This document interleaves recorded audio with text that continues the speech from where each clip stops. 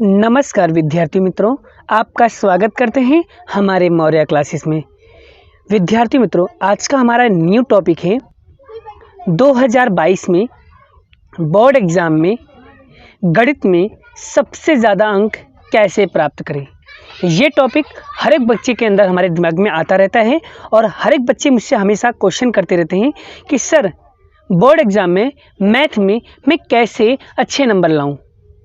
Sir बोलते हैं, बच्चे कहते हैं कि सर मुझे सारे सब्जेक्ट्स बहुत अच्छे से समझ में आ जाता है, लेकिन मैथ में मेरे मार्क्स कट जाते हैं, क्यों?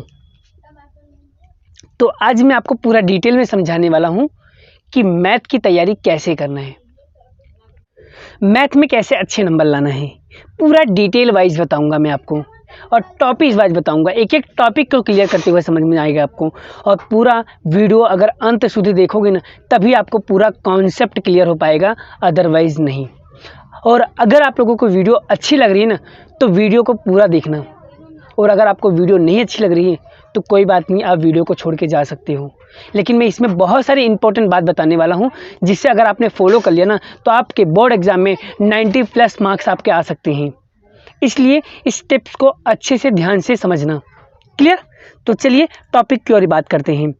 तो हमारा यहाँ पर पहला टॉपिक निकल के आता है कि सिलेबस।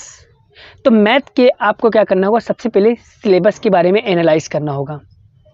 सारे सिलेबस को क्या करना होगा, अच्छे से देखना होगा, समझना होगा। उसके बाद आपको क्या करना है, दूसरे टॉपिक पे बात करते हैं। दूसरा टॉपिक हमारा है एनसीईआरटी मैथ।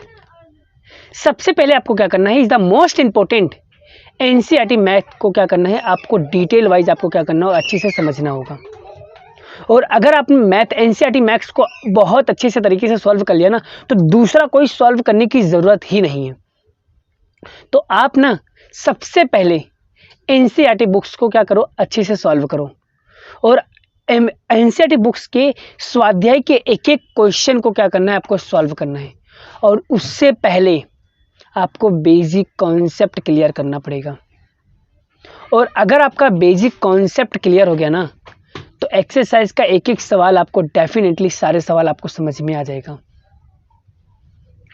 आप सभी को पता है, मेरे बहुत सारे स्टूडेंट मुझसे पूछते हैं, सर मुझे कोई भी सब्जेक्ट्स में कोई डाउट्स नहीं होता है, लेकिन पता नहीं क्यों सर मुझे मैथ्स से डर लगता है, मैथ बिल्कुल समझ में नहीं आता है, मैथ्स का सवाल करने बैठता हूँ तो मैथ्स समझ में नहीं आता है। क्यों? रीज़न ये है कि आप फॉर्मूला को रिवाइज नहीं करते हो। फॉर्मूला आप लोग क्या करते हो, फॉर्मूला को रटता हो। बट बेटा रटना नहीं है, आपको हर एक सवाल को समझना है। नंबर 3 की बात करता हूँ, सूत्र, फॉर्मूला। आपको क्या करना होगा, एक अलग से चौपड़ा बनाना होगा, उसमें हर एक चैप्टर के फॉर्मूला आपको क्या करना होगा, लिखना होगा। और लिखने से आपका काम नहीं होगा, आपको क्या करना होगा, बारंबार उसे रिवाइज करना होगा, उसे समझना होगा, उसे प्रैक्टिस करना होगा, तब जाकर के आपको फॉर्मूला याद होगा। और फॉर्मूला कभी याद नहीं किया जाता है, फॉर्मूला समझा जाता है। फॉर्मूला बना कैसे है, उसकी शुरुआत कहाँ से हुई थी। अगर आपका पूरा डिटेल में अगर आपको पता होगा ना, तो आप मैथ का कोई भी सवाल करो बैठोगे ना, आपको डेफिनेटली सारे सवाल क्लियर हो जाएगा। चलिए बात करते हैं नंबर 4 टिप्स की। रोज अभ्यास करना होगा, डेली रूटीन आपको स्टडी करनी होगी, आपको डेली स्टडी करनी होगी, तब जाके आपके सारे कॉन्सेप्ट क्लियर हो पाएंगे। ये ज़रूरी नहीं है आपने एक चैप्टर को कर लिया, बस कोई टेंशन नहीं, 1 महीने की बात करूँगा। तो बेटा ये बात याद अपने दिमाग से निकाल देना कि मेरे 100 में से 100 मार्क्स आ सकते हैं। आपको 100 में से 100 मार्क्स लाने के लिए आपको हार्ड वर्क करना पड़ेगा, मेहनत करना होगा। ठीक है? अगर आप थोड़ा सा प्लानिंग करके करो ना, तो मैथ सबसे इजी बन सकता है आपके लिए। मैथ जितना आप लोग समझ रहे हो ना, जितना हार्ड है, बिल्कुल भी उतना हार्ड नहीं है। लेकिन आप जितना इजी समझ रहे हो ना, उतना भी इजी नहीं है। ये बात भी आपके दिमाग में फिट होना चाहिए। क्लियर? मैं जो कह रहा हूँ वो समझते जाना, एक एक पॉइंट आपके लिए इंपॉर्टेंट है। समझ में आ रहा है ना? ओके, चलिए बात करते हैं नंबर 5। बेटा रटना नहीं है, समझना है। बाबू साहब ये तो गणित है, मैंने क्या कहा, रटना नहीं है, समझना है बाबू साहब, ये तो गणित है। इसका मतलब ये होता है कि आपको सारे सवालों को रटना नहीं है, उसे समझकर सॉल्व करना है। आपके टीचर कोई भी सवाल आपको करने के लिए कहे ना, तो उसे समझो। इसका मतलब आपके टीचर ने सवाल कराया, आपने छाप लिया, और छापने के बाद सर ने आपको होमवर्क भी दिया, और होमवर्क क्या किया, आपने वापस से डाइजेस्ट से कहीं से छाप करके लाके सर को दिखा दिया। यही डेली रूटीन करते रहे तो आपको लाइफ में कभी भी मैथ नहीं आएगा। जब तक आप डेली प्रैक्टिस नहीं करोगे, डेली अभ्यास नहीं करोगे, तब तक आपको मैथ कभी भी समझ में नहीं आएगा। इसलिए मैथ को आपको क्या करना होगा, समझना होगा, पूरा कॉन्सेप्ट क्लियर करना होगा, उसके बाद जाकर के आपको मैथ आपका क्लियर हो जाएगा। इसलिए ओके, चलिए नेक्स्ट टॉपिक की बात करता हूँ। सबसे मेन इंपॉर्टेंट बात करने जा रहा हूँ, ठीक है, सबसे ज़्यादा इंपॉर्टेंट। और मैं आप लोगों को कहता हूँ, अगर बोर्ड एग्जाम में सबसे ज़्यादा मार्क्स अगर लाना है तो सबसे पहले आपको क्या करना होगा, एनसीईआरटी बुक्स के आपको सारे उदाहरण करना होगा। आपने देखा होगा कोई भी चैप्टर आप जब शुरुआत में सीखते हो तो उसमें बहुत सारे एग्जाम्पल हैं।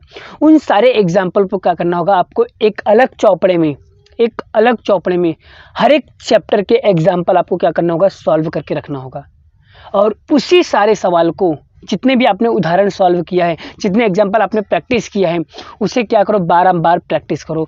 डेली रूटीन में आप क्या करो, उसके प्रैक्टिस करो। आपका डेफिनेटली कहता हूं कि बोर्ड एग्जाम में आपके 90 प्लस या उससे ज़्यादा मार्क्स आ सकती है। आप चाहो तो 100 में से 100 मार्क्स भी ला सकते हो, लेकिन अगर आपने प्लानिंग के साथ स्टडी किया तो। क्लियर। चलिए बात करते हैं टिप नंबर 7, प्रीवियस ईयर के पेपर सॉल्व करो। मतलब जो ओल्ड पेपर्स हैं उन्हें आप देखो, उनके बारे में एनालाइज करो। मतलब कि क्या होता है, जैसे कि फॉर एग्जांपल आप सभी लोगों ने क्या किया, एनसीईआरटी बुक्स कंप्लीट कर लिया, उदाहरण सारे कंप्लीट कर लिया, सिलेबस के बारे में पूरा एनालाइज कर लिया, फिर आपने सारे सवालों को रटा नहीं, उसे अच्छे से प्रैक्टिस किया है, तो आप एक काम करो ना, तो प्रीवियस ईयर के पेपर्स क्या करो, आप उसे सॉल्व करना शुरू कर दो। अगर आपने एनसीईआरटी बुक्स और उदाहरण सारे कर लिए हैं तो आपको प्रीवियस ईयर के पेपर आपको करना चाहिए। प्रीवियस ईयर का पेपर करने से सर हमको क्या फ़ायदा होगा, मैं बताता हूँ। वो करने से क्या होगा कि आपको आपके दिमाग में एक चीज़ फिट हो जाएगा कि प्रीवियस ईयर के पेपर में कैसे कैसे टाइप के क्वेश्चन पूछे जा रहे हैं, किस किस टाइप के क्वेश्चन पूछे जा रहे हैं। तो आप क्या करोगे, उससे रिलेटेड क्वेश्चन को क्या करोगे, अच्छे से प्रैक्टिस करने की कोशिश करोगे, जिससे एग्जाम में वो क्वेश्चन आए को आप इजीली तरीके से सवाल को सॉल्व कर सको। इसीलिए प्रैक्टिस पेपर आपको करना चाहिए। प्रीवियस ईयर का पेपर करना बहुत ज़रूरी है। अगर आप प्रीवियस ईयर का पेपर आप अगर अच्छे से करते हो ना, तो डेफिनेटली कहता हूँ कि आपके एग्जाम में बहुत अच्छे मार्क्स आ सकते हैं। इसीलिए आप प्रीवियस ईयर के पेपर बहुत अच्छे से आपको क्या करना होगा, सॉल्व करना होगा। और इसका प्रीवियस ईयर का पेपर, इसका मतलब ये नहीं है कि आपको क्या करना होगा, क्वेश्चन आया छाप लिया। अरे बाबू साहब, आपको छापना नहीं है, आपको खुद से प्रैक्टिस करना होगा, सेल्फ स्टडी करना होगा। हाँ, अगर आपको सवाल नहीं आता है तो आप उसे समझने की कोशिश करना होगा। और तब भी अगर आपको सवाल में डिफ़िकल्टी हो रही है तो आप अपने स्कूल टीचर से, अपने कोचिंग सेंटर से, अपने ट्यूशन वाले सर से आपको क्या करना होगा, उनसे पूछना होगा, उन्हें समझना होगा। तब आप कहीं से छापने से आपको मैथ तो नहीं आ जाएगा ना। इसीलिए मैथ को समझो, रटो मत। क्लियर हो गया। चलिए नेक्स्ट टॉपिक की बात करता हूँ।